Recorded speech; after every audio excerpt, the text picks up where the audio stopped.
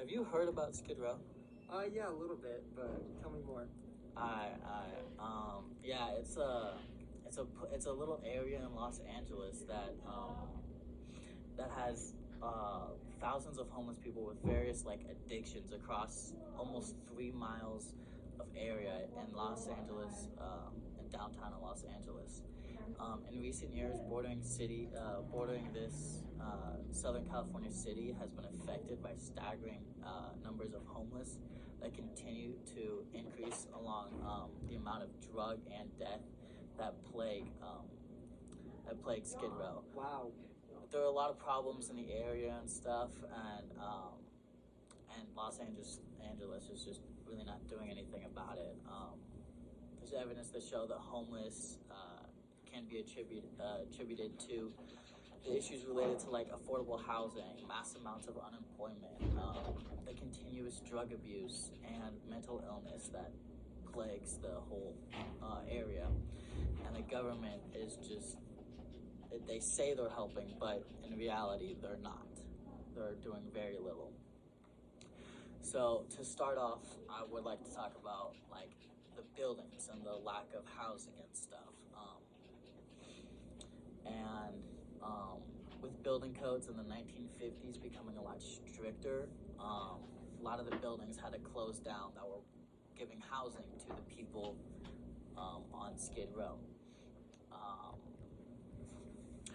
In an article called Skid Row Housing Trust, they talk about how the population grew steadily from 1950 to early 2000s, with just the housing, the affordable housing become just very scarce, and they did build shelters and stuff, but with just the mass amounts of people coming in, it was just too little to actually do anything about it.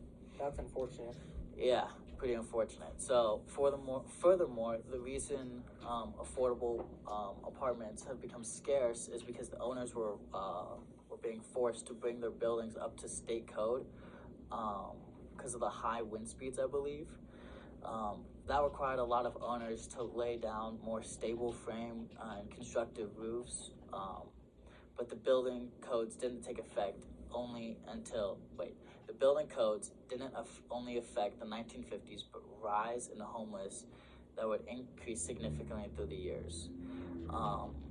There's a piece of data from Halcom, I believe, and they said by 2020, more than 66,000 people in the greater Los Angeles area would be homeless. The homeless population in the 1950s was about 4,000 people to 8,000 people, about roughly that. But now it's estimated to be about 9,200 to 15,000 people are homeless in just that area alone, which is a drastic number. So sadly, half of the affordable housing has been reduced to 50% of what was available in 1950 to 1960, and even more reduced in the early 2000s. I got that from the Skid Row Housing Trust. They are a pretty good source in all of my knowledge so far. So in short, the building codes have resulted in a great deal of increase in homeless related problems and stuff. So that's one of the reasons why the homeless population is just so high in Skid Row. There's three others that I'm also going to talk about. The second one is the drug epidemic in the 1980s. It created a lot of problems for the people in the U.S., but it hit the homeless population especially hard, as you could imagine. People on Skid Row soon became addicted to hard drugs that remained, and it has remained so ever since. And an online journal that I found called Los Angeles Addiction Epidemic is creating a paramount underclass, kind of a long name, but oh well.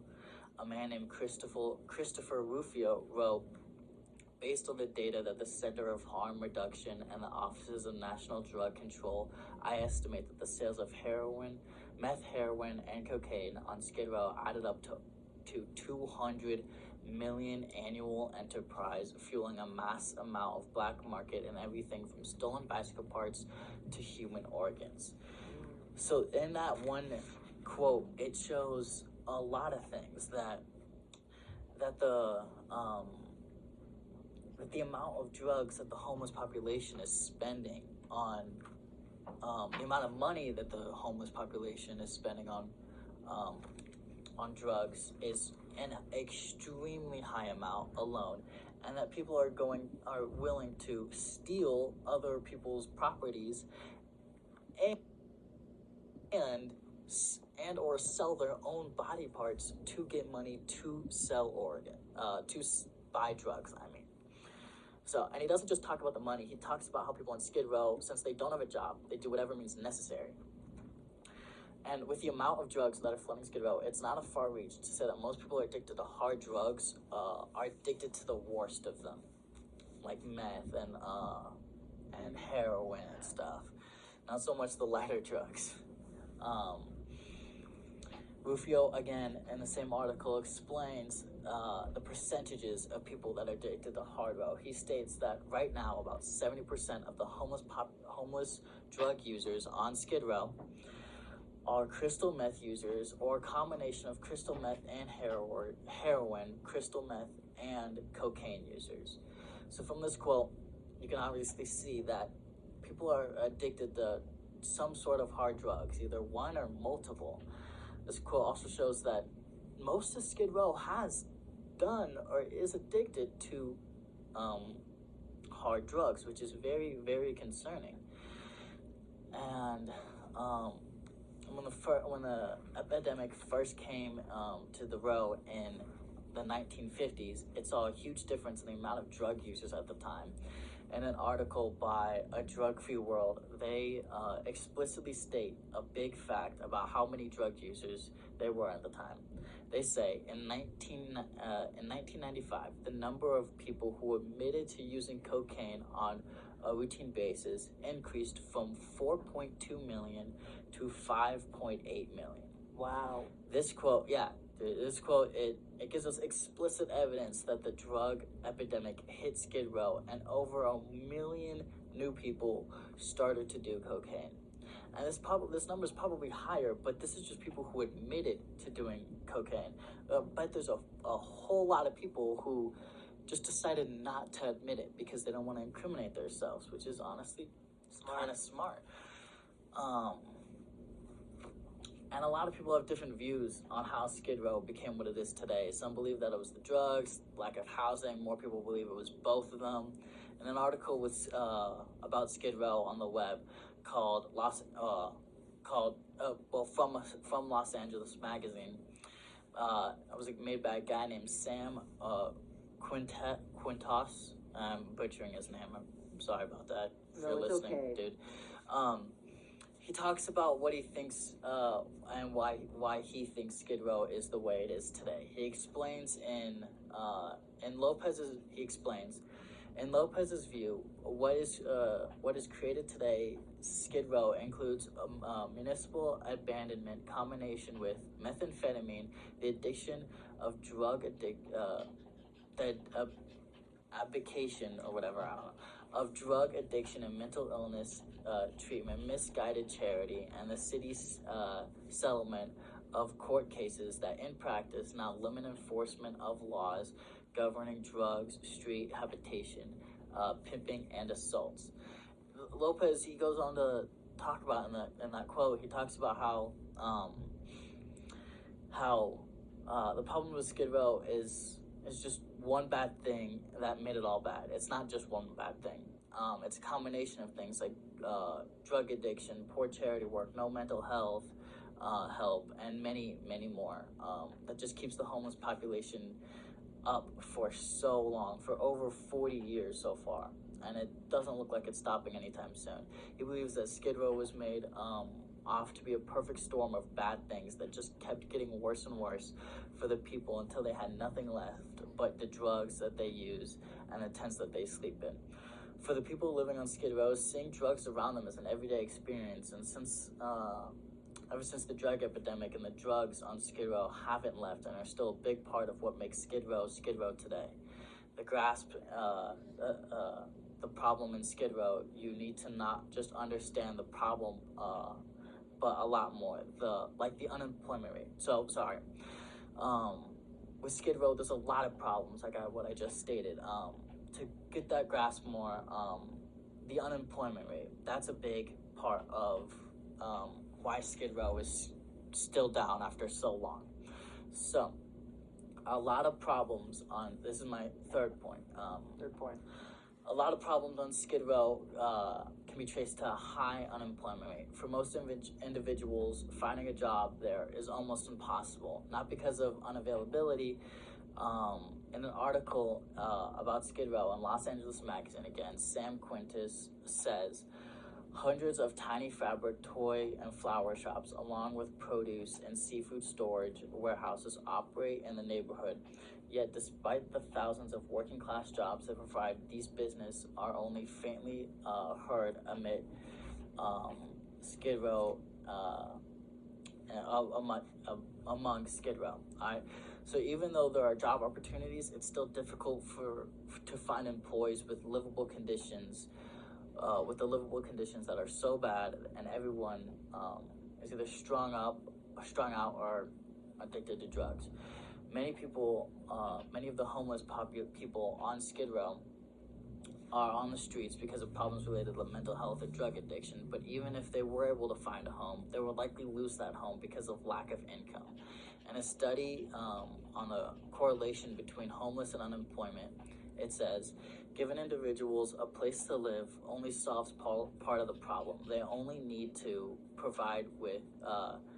be provided with the resources that will prepare them to maintain their residences, meaning that resources such as job training are vital to help individuals organize their life and aid and becoming financially stable. The majority of citizens on Skid Row have grown up in the area and have not had the same experiences as the average person would have. Like the people and resources in their lives that offer stability and security, as well as how to maintain that on their own. In turn, this could affect their knowledge on how to get a job or keep a job. Without added support of the resources like maintaining a job training, people run the risk of remaining unemployed for an extended period of time or losing jobs that they end up getting. There's a tremendous amount of unemployment people on Skid Row. This has been, this has been sustained by a website that analyzes data from the United States Census Survey. They report their findings. Report their findings in this. So, the unemployment rate in the wholesale district, Skid Row, is 49% higher than the national average. This effect is devastating to the statistics on the homeless. We have already established that unemployment and homelessness are directly related to the safety and to the we have directly related, so it would be safe to assume that if the rate of employment went down, then the homeless would also go down. But it's a simple solution on paper, obviously, but implementing that on the streets of Skid Row is much more difficult because of just how busy everybody down there is already dealing with their own shit and the wide effects of addiction. With questioning the status of unemployment among Skid Row population, the editor and publisher of the Los Angeles Government and Citizen Rights, I realized that some folks won't be able to work. There has been too much chemical and emotional damage, and they will be wards for a larger society for the rest of their lives. Unfortunately, a significant portion of the homeless population will most likely have hard times being able to hold a job because of how their living condition has impacted their physical and emotional condition. While many younger people still have a chance to be successful given the opportunity, a large part of the older population that has been exposed to the poor quality of life for too long to recover from. This is why housing and rehabilitation programs are important to the community. Because of the rising severity in the situation, resources are needed from the state and federal government. Alright, I know this is really long. I got like one more point, alright? All right, I'm with you. I promise. Alright, cool. Alright, so, given the situation, what the city and the governments are doing about it in terms of housing, alright? So, we need to talk about, like, we talk about the drug problem, the unemployment, and the housing, but what are, like, the city and the government doing to help, right? So, recognizing the minimal action that the state government took at the beginning of the homeless crisis, they later placed programs in effect specifically created to decrease the rising homeless population in Skid Row. Shelters are typically short-term housing situations that give homeless people a place to sleep at night, but they're allowed to bring limited amount of personal items, and they are moved from the premises during daylight hours, whereas bridge housing is a short-term solution that allows them to bring, I read that again twice, my fault. No, it's okay. Short-term solutions such as Skid Row Housing Trust, Charles Cobb apartments along the long-term situations such as the LA Homeless Initiative are being implemented to give people a second chance of getting on their feet and making a life for themselves. Though these effects, the California government stated enacting homeless programs during 1975, which included redeveloping and relocating housing in Skid Row to protect against generalization of the area. Mostly et al., weird name, but whatever, mentioned how removing people from the dangerous and unsanitary conditions of the streets are the most important thing when it comes to short-term help before they can work on sustainable long-term housing. The sustainable housing they mentioned is energy efficient and is used so that the cost of money to operate the building in the future. Skid Row Housing Trust is currently operating 29 of these sustainable housing apartments, and one of them is the Charles Cobb apartments that I've mentioned a little bit before. These apartments were finished building in 2009, and the houses are around 1,500 people. Residents that live in Charles Cobb apartments pay 30% of their income to live there. So, from the article Skid Row Housing Trust, people that live on property have access to workers that manage their case and provide details of what the program can do for them, as well as mental health and addiction treatments. Now, these specific apartments house homeless people with recurring addiction and homeless people with mental illness, whereas others house women, mainly of whom have a history of domestic violence. More, in a quote, it says, more outreach and housing for people in Skid Row, Homeless Initiative 1. The Homeless Initiative started operating in August 17th, 2015, with their first property opening July 1st, 2017, and has housed 84,000 people, 22,297 of which avoided homeless. Cherry Todorov, the executive director of the LA Homeless Initiative, previously served as director of the Housing for Health with a background in politics for the last 32 years. To get this program started, she applied for the state partnership grants that gave her more funding for residential programs. Her work is bearing fruit, according to Basil, with solutions such as bridge housing, homeless centers, and greatest influence of Skid Row activists. Homeless can be combined in the effective and direct way. All these programs are now in effect and now help the homeless crisis in the area have increased as they realized that it is getting worse with time. All right. So those are my 4 points. I did do a good amount of research on this. It seemed very well formatted. Thank Top you. marks. Thank you, thank you. 100.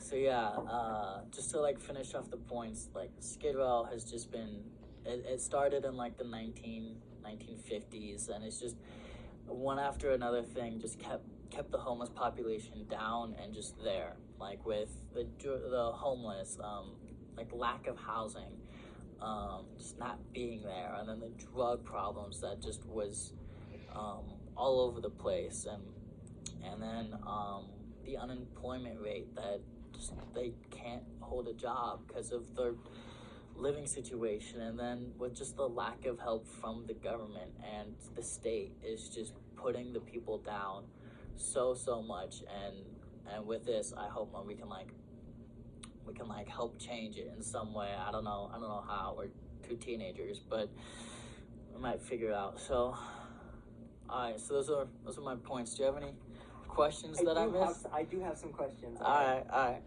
Is there any sanitation leads, or is it all dirty?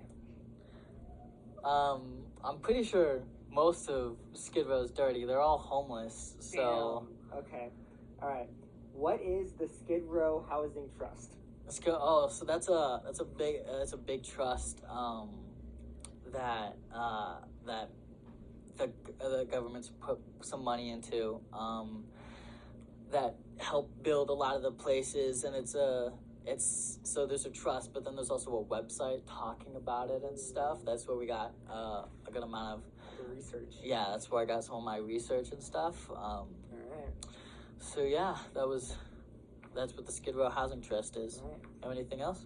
I felt like the essay was very well worded, so I have no more questions. All right, cool. Thanks.